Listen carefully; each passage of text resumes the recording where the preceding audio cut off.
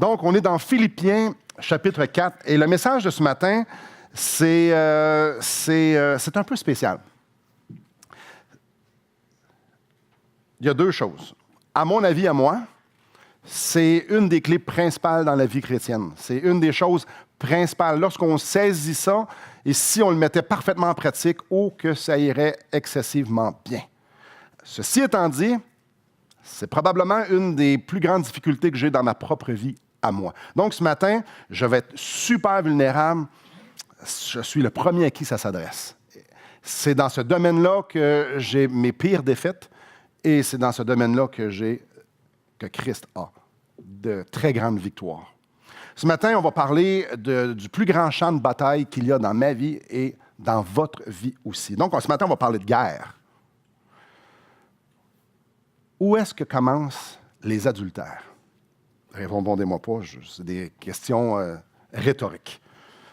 La dépression, ça commence où? La critique commence où?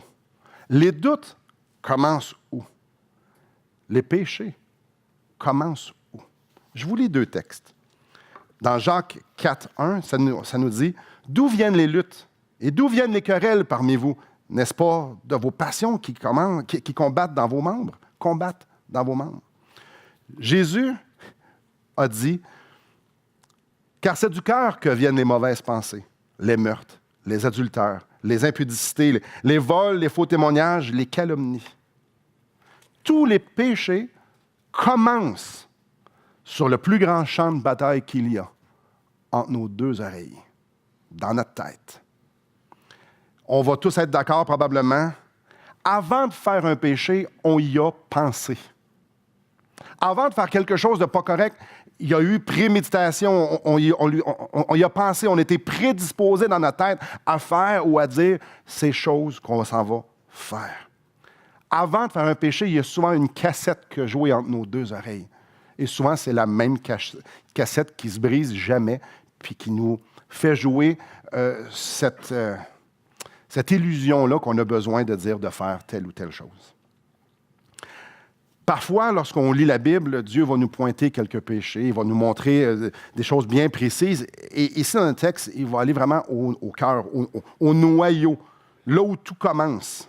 Et son but, au verset 1 du chapitre 4, ça nous dit « C'est pourquoi, mes bien-aimés et très chers frères, vous qui êtes ma joie et ma couronne, demeurez ainsi fermes dans le Seigneur, mes bien-aimés. » Le but, c'est de rester ferme dans le Seigneur. Et je ne peux pas rester ferme dans le Seigneur si je pêche. Je ne peux pas rester ferme dans le Seigneur si cette cassette-là illusoire me fait... si je l'écoute et si j'agis en fonction de cette cassette-là, je ne peux pas rester ferme. Je ne peux pas expérimenter la présence de Dieu, je ne peux pas expérimenter la puissance de l'Évangile lorsque ma vie, lorsque mes pensées sont ballottées à droite et à gauche selon les péchés que ma chair a envie de faire. Ici, il va nous donner une série d'exhortations. Comment faire pour marcher avec lui? Et ici, Dieu nous amène directement dans nos pensées. Au verset 8. « Au reste, frères, que tout ce qui est vrai, tout ce qui est honorable, tout ce qui est juste, tout ce qui est pur, tout ce qui est aimable, tout ce qui mérite l'approbation, ce qui est vertueux et digne de louange, soit l'objet de vos pensées. » Et ce matin, on va s'attarder juste à ça. Je dis juste, c'est pas juste. La commande est grosse. Ça se peut très bien que vous allez sentir un poids énorme alors que je vais parler du message, alors que je vais aller descendre cette liste-là. C'est tout à fait normal. Si ça ne vous arrive pas, écoutez bien, réveillez-vous et écoutez ce que je suis en train de dire. Mais à la fin, ça va devenir léger. Donc, suivez-moi. On commence avec le premier. Première chose, pour rester ferme dans le Seigneur, ici, on parle au reste, frère, que tout ce qui est vrai, tout ce qui est vrai, c'est une expression qui est vraiment au sens large. On pense que, Paul est en train de dire ici que nos pensées, les pensées des Philippiens, ne devraient pas s'attarder aux choses qui sont fausses. Pensez à des choses qui n'existent pas. Des choses qui ne sont pas comme si elles étaient. Donc, je pense à des affaires que ça n'existe tout simplement pas. C'est hypothétique. On ne sait pas trop ce qu'il voulait dire, mais voici quelques exemples de ce que ça pourrait dire. Des fantasmes. Sexuels, mais pas juste sexuels. Imaginez des situations, des circonstances qui nous font rêver, mais qui sont carrément pas là. Ça n'existe pas. de la convoitise. Le gazon est plus vert chez le voisin. T'es-tu sûr? T'as-tu vécu ce que le voisin est en train de vivre pour savoir que son gazon est plus vert? Ah, sa femme, elle serait bien mieux que la mienne. Es-tu sûr? Parce que lui, il dit probablement la même affaire de la tienne. La convoitise, ça n'existe pas. C'est un plan, une pensée qui n'existe pas. Il me manque quelque chose. Il me semble que si j'avais la nouvelle voiture, ma vie serait mieux. T'es-tu sûr? Tu aurais un paiement qui viendrait avec, tu aurais d'autres choses qui... T'es-tu sûr? Ça n'existe pas, ça. C'est un fantasme d'une convoitise qui n'existe tout simplement pas. De penser que la situation serait mieux s'il y avait plus de ça ou moins de ça. Si cette personne-là était un peu plus ou était moins que ça. Il faut absolument que pour que je sois heureux, j'ai une meilleure sécurité financière. Vraiment, es-tu sûr de ça? Oui, je suis sûr. Tu ne l'as pas, la sécurité financière, donc tu ne sais pas si tu serais mieux. Ah, mais si j'étais en santé, ça serait tellement plus facile. T'es-tu sûr? Parce qu'il y a du monde en santé que ça va vraiment pas bien. T'es-tu sûr que toi, même si tu avais la santé, ça irait bien? Donc, tu es en train de convoiter quelque chose que tu n'as pas en pensant que c'est mieux. C'est pas vrai, ça. Ça, c'est pas vrai. Les calomnies. S'imaginer des choses au sujet des autres. Ah, lui est en train de penser ça, je suis certain. Et là, probablement qu'on est tous coupables de ça en masse. Alors, elle me dit ça, c'est parce qu'elle pense ça. Soupçonner le mal. On est bon là-dedans. Cultiver des pensées même sans savoir si c'est vrai. Qu'est-ce qu'il voulait dire? Qu'est-ce qu'il voulait dire quand il dit ne pas penser à des choses qui sont pas vraies? Pense à des choses vraies. Vraies. Arrêtez de cultiver des pensées qui sont fausses.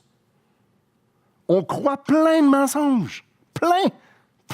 On a plein de fausses conceptions sur des gens, sur des circonstances, Hier, j'ai rencontré quelqu'un puis il m'a dit hey, on peut être heureux même si on est pauvre. Mais oui, ça c'est vrai. Mais il y a une gang qui ne croit pas ça. Arrêtez de penser les choses fausses. Dieu veut qu'on focalise sur les faits véridiques. Pas sur notre imagination, sur ce qu'on aimerait qu'il arrive. Ça, c'est faux. Puis qu'est-ce qu'on aimerait qu'il arrive? La grande majorité du temps, ça ne nous amène pas à la bonne place. C'est pas bon pour nous nécessairement. Donc, qu'est-ce qui est vrai? Là, je vais être simple au bout. Qu'est-ce qui est vrai dans la vie? Les faits. Aujourd'hui, c'est aujourd'hui. Il fait clair dehors. Nous sommes, nous autres, dans la salle. Je porte une chemise avec des centaines de petites fleurs dessus. Ça, c'est vrai. Il ne le voit pas à la télévision, mais l'Internet ne le voit pas, mais il y a des fleurs dessus. Ça, c'est vrai. On peut arriver à une conclusion, Simon porte une chemise fleurie aujourd'hui. C'est vrai. Plus que ça, pourquoi je l'ai mis, ça, vous ne le savez pas.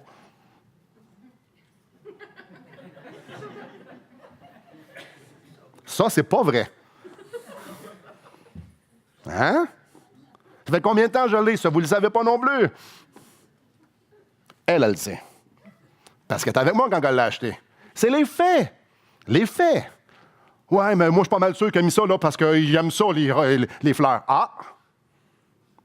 Ça fait pas partie de l'histoire, ça. Qu'est-ce qui est vrai? C'est ce que Dieu nous donne.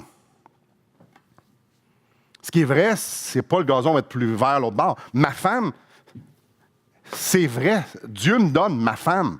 Ça, c'est vrai. L'autre là-bas, ça, je le sais pas. Ça, c'est imaginatif.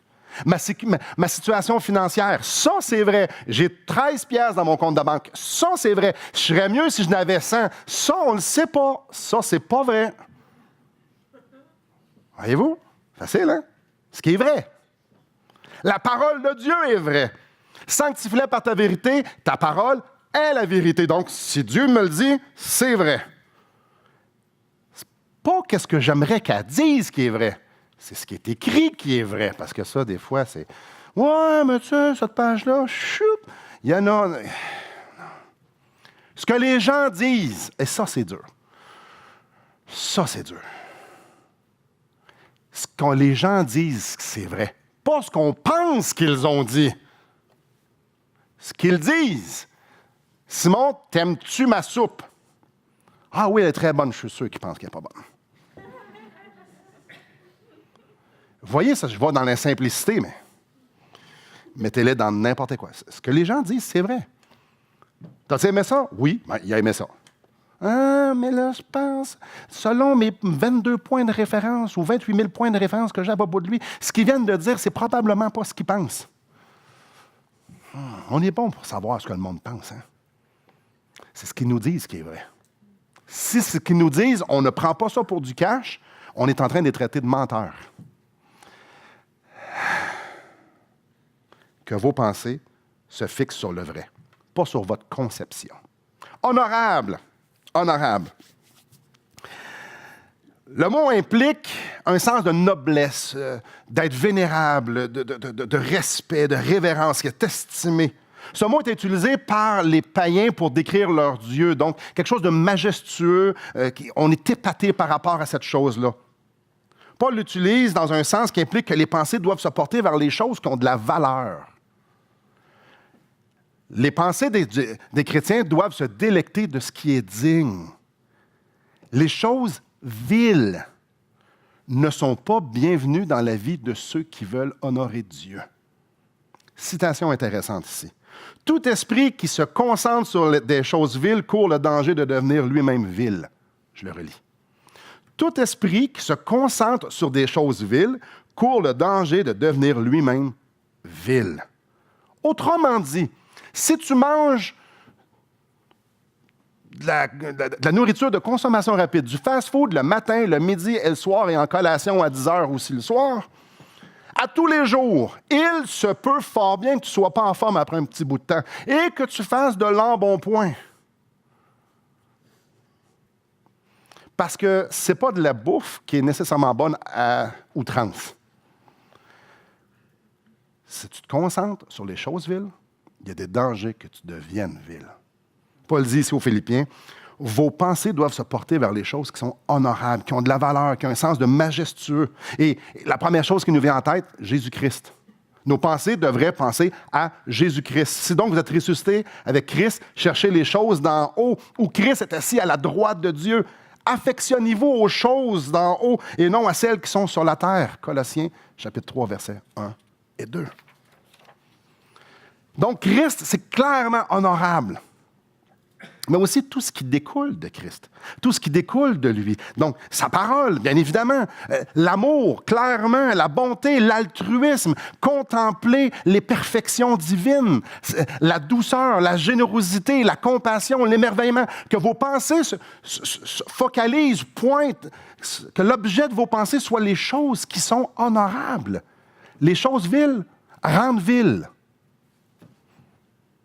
Si je pense que je suis rempli avec du vent, quand je vais prendre des choses de substance, en fait, j'en voudrais même pas. Si vous nourrissez des enfants avec des croquettes de poulet à longueur de semaine et des pizzas pochettes, la journée que vous allez, mettons pendant les 12 premières années de leur vie, quand vous allez mettre du tofu devant eux, ou, j'entends, ils vont faire Quand vous allez faire un beau sauté de légumes, pourquoi? Ils ne sont pas habitués à ça. Si tu éduques tes enfants, si tu les habitues à manger ce genre de nourriture-là quand ils sont jeunes, quand tu les amènes manger dans un buffet, la première chose qu'ils se prennent, c'est de la salade. Je le sais, je l'ai essayé. Voir mon petit gars, genre de 8 ans, aller chez Pizza Hut, il y a un buffet de pizza, puis la première chose qu'il se prend, c'est de la salade. On est tous... Non, on mange mauvais ici, là. Vas-y. Non, mais je vais commencer avec un peu de salade, papa. OK, mange la salade si tu veux, papa n'en prendra pas. Il a changé. Bon. Comment on va chercher de la substance si on est habitué de manger du vent? Ça ne fait pas de sens. C'est clair ici. Pensez à des choses qui sont élevées, justes. Ce terme ici implique être juste, donner ce qui doit être donné. C'est ça la justice. Ce qui est mérité, c'est ce que tu donnes. C'est pas étonnant que Paul exhorte les Philippiens de poser leur pensée sur ce qui est juste, parce que dans le psaume 11.7, on lit « Car l'Éternel est juste ». Il aime la justice.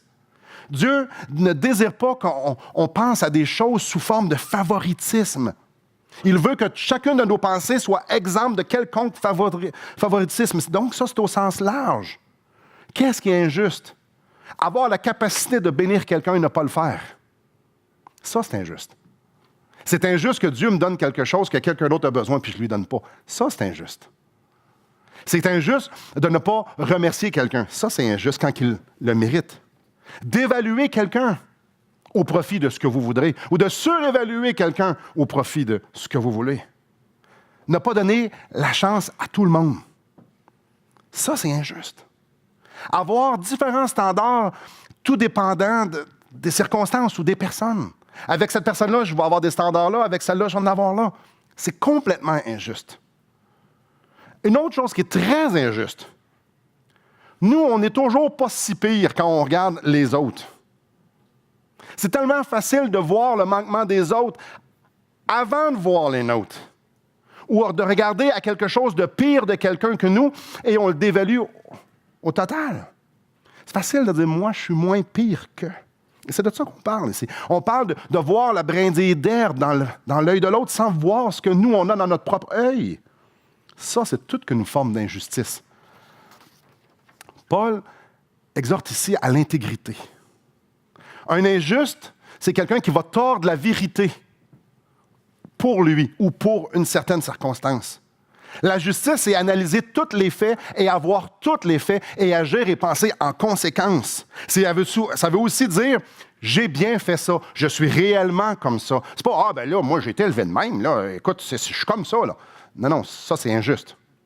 Prendre responsabilité, ce que j'ai fait c'est mal, j'ai péché contre l'Éternel et contre toi. Ça c'est être juste. Ça c'est être intègre. Prendre nos responsabilités. C'est clair. Soyez droits. Posez le bon jugement en toutes circonstances, même si vous êtes le premier coupable. Ça nous parle d'être pur. Tout ce qui est pur. Ici, c'est un mot ultra commun, exempt de toute corruption. Et là, si vous me suivez depuis tantôt, vous entendrez dire, coudonc, chaque mot veut à peu près dire la même chose. C'est vrai.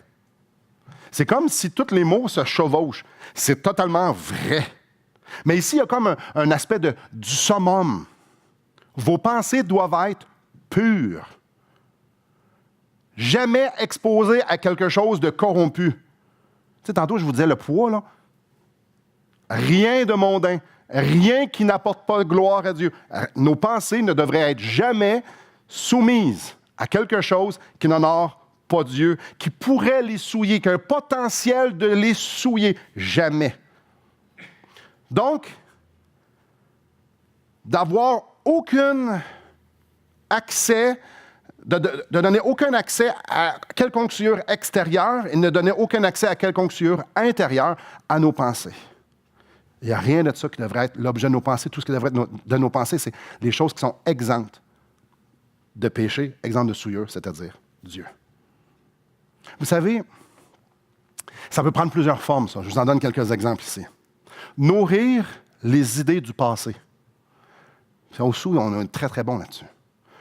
Qu'on ait vécu des choses à tort ou à raison, nourrir le fait qu'on ait été victime. Nourrir que mes choix, ce que je fais aujourd'hui, c'est à cause que j'ai eu des choses dans le passé. Wow! Les choix que je prends aujourd'hui, je suis responsable de mes choix. Je suis responsable. Ça n'empêche pas que ce que j'ai vécu peut être atroce, mais nourrir le fait que ma vie entière est scrapée à cause de ça. Non, aujourd'hui, tu peux commencer une belle vie. Voyez-vous? Nourrir. Nourrir des choses qui ne sont pas propres. Il y a énormément de problèmes interrelationnels, justement parce que les gens ne sont pas capables de tourner la page. Donc, je vais nourrir mes pensées sur ton péché et je ne serai pas capable de le laisser aller. Et là, je vais nourrir des choses qui ne devraient pas être nourries. Ça, c'est pas pur. C'est pas l'amour, c'est pas la bonté, c'est pas la bienveillance. C'est la rancœur, c'est l'amertume, c'est la colère. C'est ça que je nourris. Nourrir. Après que ça devrait être réglé, c'est pas réglé. Impur. Exposer notre âme à la médisance. Je répète, c'est quoi la médisance? Écouter, ou dire, on commence par dire des choses à propos de quelqu'un qui sont vraies, mais qui le présentent sous un mauvais jour. Jamais on devrait exposer notre âme à des commentaires négatifs envers des frères et des sœurs si ce n'est pas dans un but de les édifier. Jamais. Parce que ça, c'est pas pur. Ça va nous corrompre. Donc, jamais je devrais en dire et jamais je devrais en écouter. Pur. Clairement, tout ce qui est immoral. Tout ce qui n'apporte pas la gloire à Dieu. Quelconque philosophie mondaine. Une des choses que les chrétiens aiment dire, peut-être pas tout le monde, parfois je le dis, « Oui, mais j'ai le droit. » Ouais. Comme Jésus a dit sur la croix, hein? J'ai le droit. Non, c'est pas tout à fait ça qu'il a dit. J'ai le droit, moi. Non, je vais me rendre serviteur de tous. J'ai le droit, moi, de me faire laver les pieds. Non, c'est pas ça qu'il a dit. Il a dit, moi, je vais aller laver les pieds. J'ai le droit. Oui, dans ce monde-ci, on a le droit. On a plein de droits. C'est vrai, on est dans une société où les droits sont en première place. Mais dans la parole de Dieu, ça nous dit d'être serviteur de tous. Parce que notre maître a été serviteur de tous. Dieu nous demande de penser à rien qui n'a pas pour résultat sa gloire. Tout est impur, à part lui. Tout ce qui n'apporte pas gloire à Dieu ne devrait pas être l'objet de nos pensées. Aimable, l'autre ici qui a mentionné. Le sens ici, c'est d'attirer l'amour, d'avoir de l'attirance. Vous savez, quelque chose qu'on veut aimer. En d'autres mots, on devrait faire en sorte que nos pensées se portent vers des choses que tout le monde va apprécier. Et là, ça me graphine pas mal, celle-là. Nos pensées doivent avoir une bonne odeur pour les autres. Donc, on parle de... Nos pensées devraient être belles, devraient être paisibles, devraient être douces. Quand on partage ce qu'on pense, les autres devraient dire « Oh, moi, j'aimerais tellement ça, penser ça comme ça, moi. » Quand on partage, tu sais, le mardi après-midi, là, on partage, là, je pense, à haute voix, là, tout le monde va faire « Wow! Hey, j'aimerais ça avoir des pensées de même. » C'est de ça ici que ça nous dit. Aimable. Hey, c'est donc bien le fun. C'est le fun ce que tu penses. Nos pensées devraient se porter sur ce que les gens vont faire. Hey, ça, c'est bien. Donc, à tout moment, si nos pensées sont projetées sur un mur, comme un film, les gens font « Hey, c'est des belles images, dans ta tête, toi, hein? » Aimable de tous. Avoir des pensées aimables de tous. Ici, ça nous parle de mérite l'approbation. Ça a un sens très similaire. Qui reçoit un bon rapport, que ça a une bonne réputation, admirable, de qui on dit beaucoup de bien. Donc, on pense à des choses qui se recommandent d'elles-mêmes, des choses que tout le monde va apprécier. Nos pensées devraient toujours sentir bonnes, pas pour nous, pour les autres. C'est facile. Non, pas pantoute. Tout ce qui n'est pas disable en public ne devrait pas être entre nos deux oreilles. Je répète ça. Tout ce qui n'est pas disable en public ne devrait pas être pensé.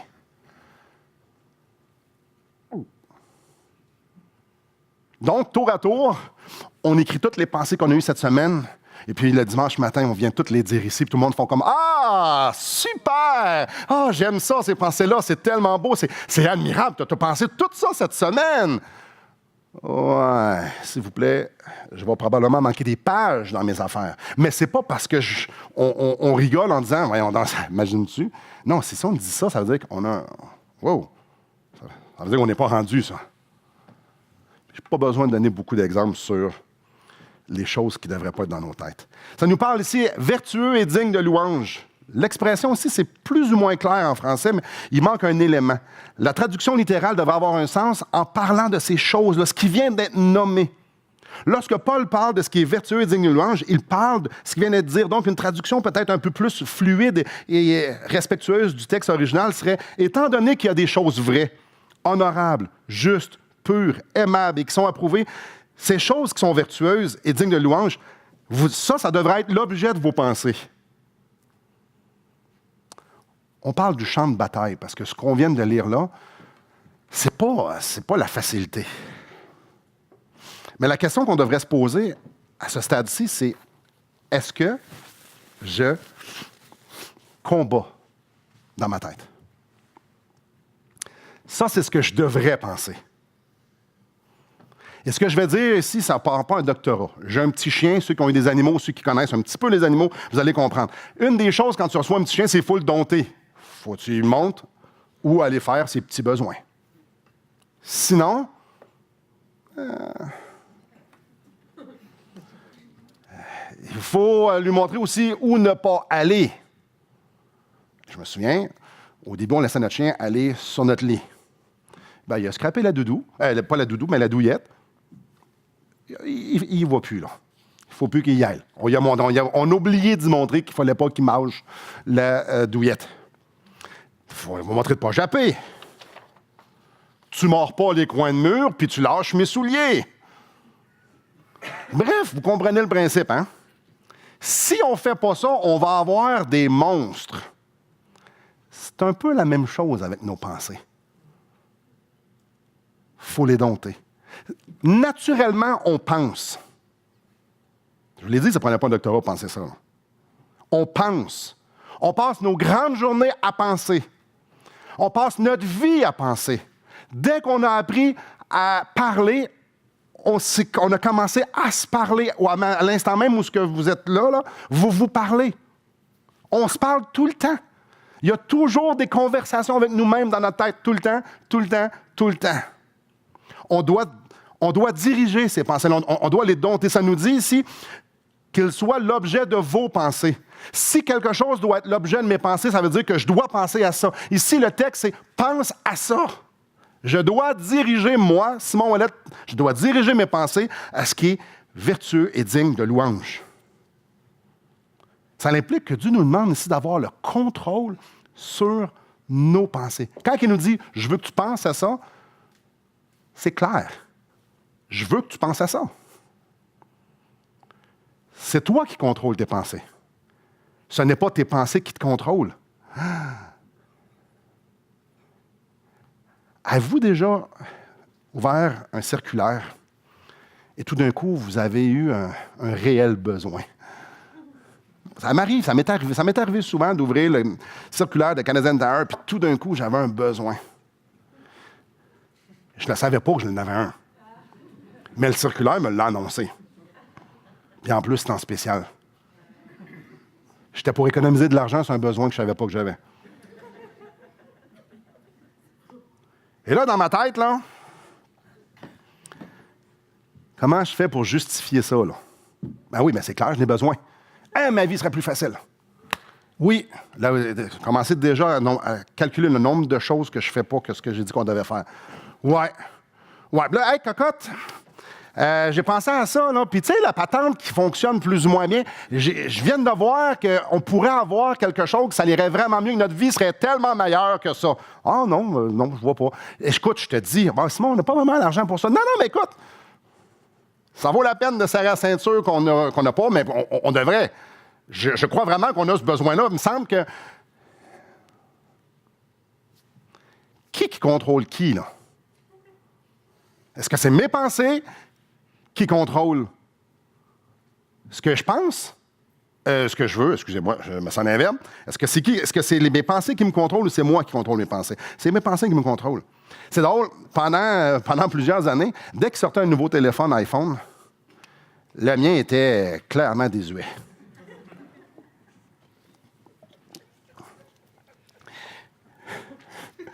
J'en reviens pas, je dis ça. Bon, tout d'un coup, je décidais d'être généreux. Chérie, je pense que j'ai à cœur de donner mon téléphone à cette personne-là. Ma fille rit sans bon sens parce qu'elle le sait, elle a déjà un de mes téléphones.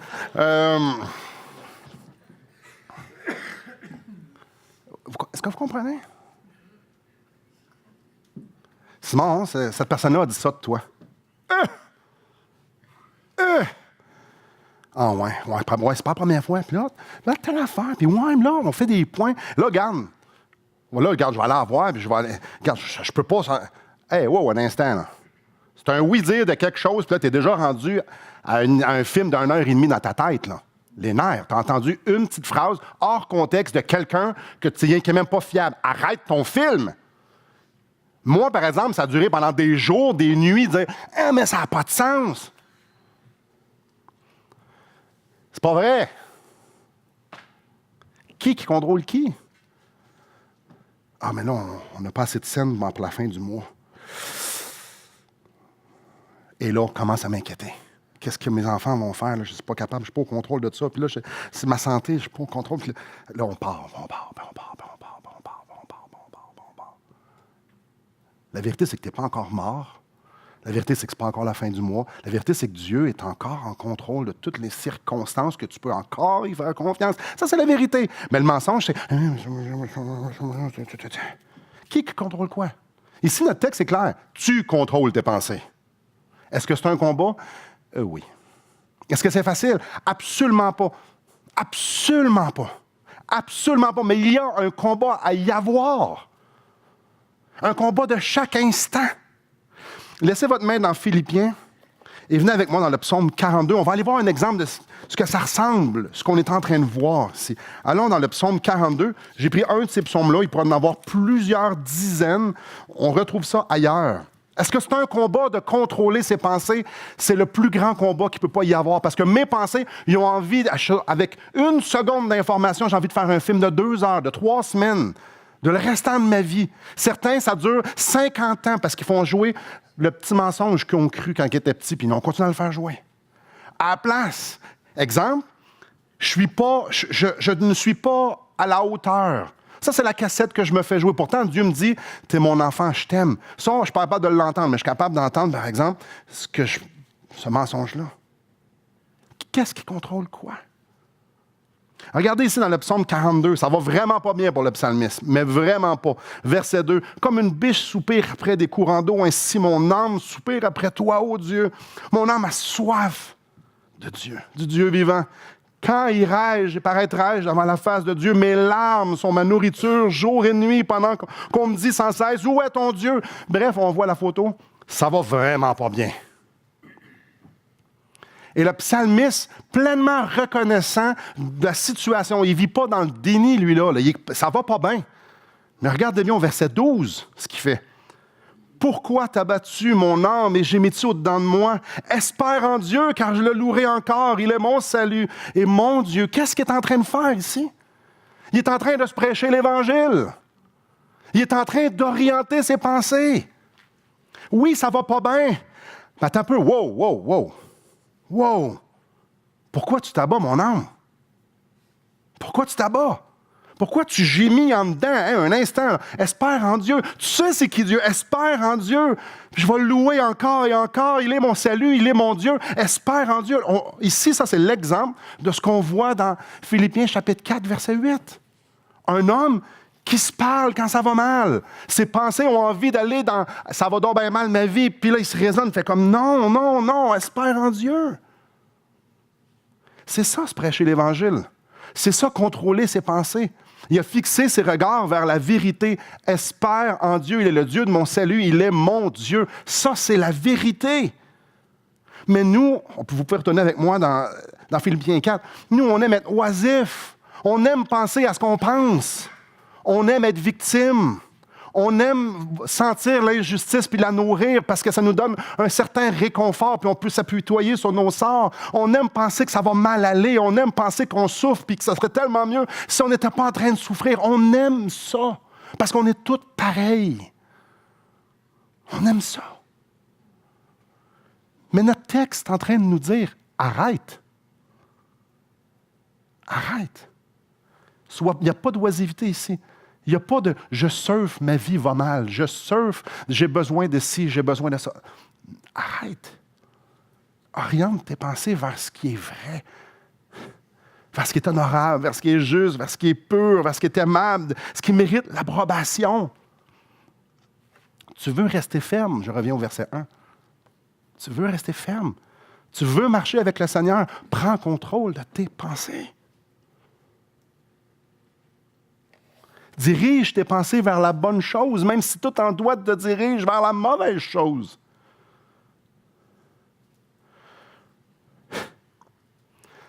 En m'en venant ici, je vois quelqu'un avec des lunettes de soleil. Pas ici, là. Dehors. Ben voyons. Qu'est-ce qu'il fait des lunettes de soleil, là? Il n'y a personne qui envoyait le mémo qui faisait pas beau aujourd'hui, là. Et ma fille, juste à côté, me répond, « Mais papa, il y a probablement des problèmes de yeux, le monsieur. » Ah oui, oui. Oui, oui, t'as raison, c'est sûr. C'est sûr. C'est sûr. Ceux qui ont eu des opérations, ça reprend des lunettes de soleil, même la lumière. Oui, oui, t'as raison. Et qu'on est mauvais. Ça colle sur moi.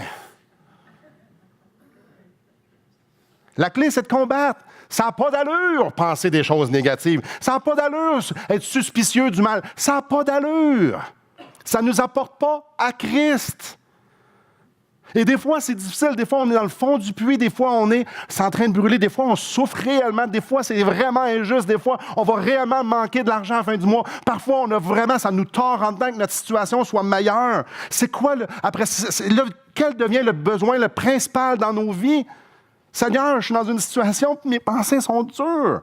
Des fois, on se réveille dans la nuit, puis on est inquiet. Ah, puis là, j'arrête pas de m'inquiéter. J'essaie de prendre contrôle. Ça ne fonctionne pas. Ça ne fonctionne pas. Qu'est-ce que je fais? Regardez au verset 6. Inquiète-toi pas. Inquiète-toi pas. Fais connaître ton besoin à Dieu. C'est quoi ton besoin, là? Tu n'es pas capable de contrôler tes pensées, mais fais-le connaître à Dieu. C'est beau. Demande-lui. En fait, supplie-le. Donne-lui des actions de grâce. Oriente tes pensées vers ce qui est glorieux sur lui. Donne-lui des actions de grâce. Et la paix de Dieu qui surpasse plus que ce que tu peux imaginer, mais la paix de Dieu va garder ton cœur. La paix de Dieu va garder tes pensées en Jésus-Christ. Donc, ce que je suis en train de vous dire, c'est que Seigneur, j'ai besoin de toi, je ne suis pas capable. Ce combat-là, pas capable. Et c'est là que ça vient léger. Je suis assailli de pensées d'insatisfaction. Yark, qu'est-ce que c'est ça? Seigneur, à toi, je veux penser, je les ai encore. Mais Seigneur, c'est à toi, je veux penser, je les ai encore. Dieu ne nous a pas demandé de combattre ça par nos propres forces. Seigneur, j'ai besoin que ton esprit vienne me communiquer quelque chose. Je vais prendre ta parole, je vais lire un livre, je vais prendre un frère. Là, je suis tenté d'aller sur des sites sur Internet. Ah! Ça fait mal. Je vais appeler quelqu'un. Hey, parle-moi donc de Jésus, voir. Là, je suis tenté solide. Hey, je suis encore en train de m'inquiéter. Peux-tu me dire juste les vérités de l'Évangile? Je ne suis plus capable. Les moyens de grâce que Dieu nous donne, c'est clairement sa parole, c'est la prière, c'est nos frères et sœurs. Seigneur, j'ai besoin de toi. Seigneur, j'ai besoin de toi, je t'en supplie. Je vais perdre ce combat-là, mais je veux t'honorer. Faites quoi? Or, à celui qui peut nous préserver de toute chute et vous faire paraître devant sa gloire irrépréhensible et dans l'allégresse, Jésus-Christ, on lit ça dans Jude 1, 24. Ce combat-là, c'est Christ. Donc, ce que je suis en train de vous dire, c'est quand tu es assailli de peu importe de choses qui est corrompue et qui n'apporte pas gloire à Dieu, le premier réflexe, c'est pas « OK, là, je me bats ». Non, le premier réflexe, c'est de dire « Seigneur, j'ai un grand besoin. J'ai besoin que ta paix qui surpasse toute intelligence garde mes pensées captives en Jésus-Christ. Je ne suis pas capable. Fais-le. C'est sa paix qui garde nos pensées captives. C'est sa paix. C'est beaucoup plus facile de critiquer, convoiter, d'être amer que de combattre. C'est tellement plus facile. Mais j'ai-tu envie de marcher avec Jésus-Christ? J'ai-tu envie de rester ferme? Est-ce que j'ai envie de déguster ses grâces alors que je marche avec lui? Combat. Et ça, je tiens à vous dire, c'est le combat d'une vie. Comme j'ai commencé avec ça. C'est la pire place que je suis dans ma vie chrétienne, mais il y a aussi beaucoup de victoires. Et plus que j'avance, plus qu'il y a de victoires. Et parfois, je me relâche dans mon combat, puis c'est là que j'en arrache. Là, je dis, Seigneur, je ne suis pas capable. Oups, ça remonte. Le combat pour diriger mes pensées sur des choses vertueuses, dignes de louange, les choses qui rapprochent mon âme à Dieu, les choses de substance. Il n'y a rien de facile là-dedans. Il n'y a rien de facile, mais il y a quelque chose de vraiment glorieux. Parce que quand on se tourne vers lui, quand on lui demande de nous transformer, quand on lui demande de faire en sorte que nos pensées soient fixées sur lui, sa paix nous amène là. Sa paix nous amène là. La bonne nouvelle, c'est que la guerre est gagnée. C'est un peu comme quand le peuple d'Israël rentrait en Canaan. Je vous donne ce grand pays-là. Il va y avoir des batailles, par exemple. Mais je vous le donne. On doit se battre. On doit se battre avec sa force. Et avec sa force, c'est déjà gagné. Mais trop souvent, nos pensées sont dans une chaise longue en train de boire un pina colada, en train de se complaire sous le soleil de notre chair, puis de dire « Ah, ce que j'aime penser ça, peu importe ce que c'est, même si ça fait mal. »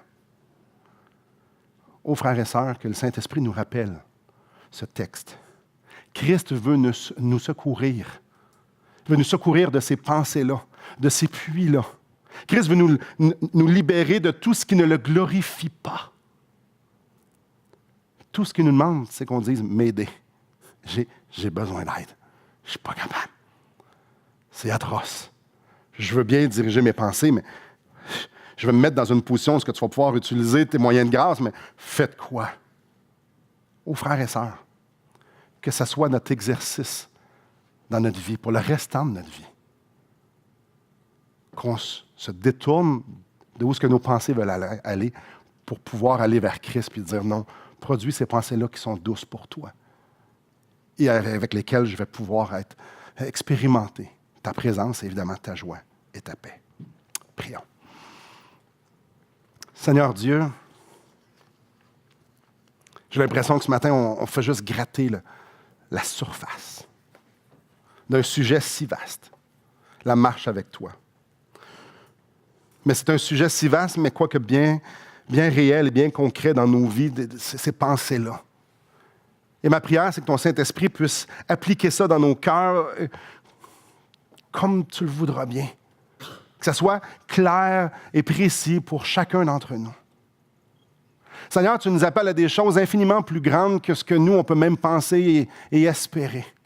Tu nous appelles, Seigneur Dieu, à une pureté qu'on ne peut même pas saisir et comprendre. Tu nous appelles à la vérité que tout est une parcelle de mensonges autour de nous et en nous. Et, Papa, tu nous appelles à quelque chose de tellement grand parce que ça te ressemble. C'est toi. Et Père, pour nous, on avance par la foi. On avance à tâtons, on avance par la foi, pas par la vue. Mais on avance, Seigneur Dieu, avec l'idée que tu vas nous conduire à bon port, avec cette espérance où est-ce que tu vas terminer le beau travail que tu as commencé. Tu vas l'amener à la perfection pour le jour de Christ. Seigneur, ça ressemble à quoi dans nos têtes t'honorer? Viens rendre ça concret dans chacune de nos vies. Viens nous rappeler de combattre. Viens nous rappeler de ne pas être oisif alors qu'on pense à des choses qui ne t'honorent pas. Viens nous donner cette discipline-là de se tourner vers toi pour qu'on puisse saisir ta puissance, saisir ta paix. Et comme ça, c'est comme ça qu'on va garder nos pensées en toi. Père, viens faire de nous des athlètes, des gens qui courent très vite vers toi pour aller chercher du secours parce que nos pensées vont n'importe où. Un jour, on va être délivré de ces pensées-là. Seigneur Dieu, tu nous as sauvés de la perdition, tu nous garantis la gloire éternelle dans une perfection que juste toi peux saisir. Un jour, nous ne serons plus tentés ni de l'extérieur ni de l'intérieur. Un jour, nos pensées vont être entières pour toi. J'ai hâte. D'ici là, viens nous apprendre à combattre. Viens nous apprendre à te laisser la place. Et je te prie dans le nom de Jésus-Christ. Amen.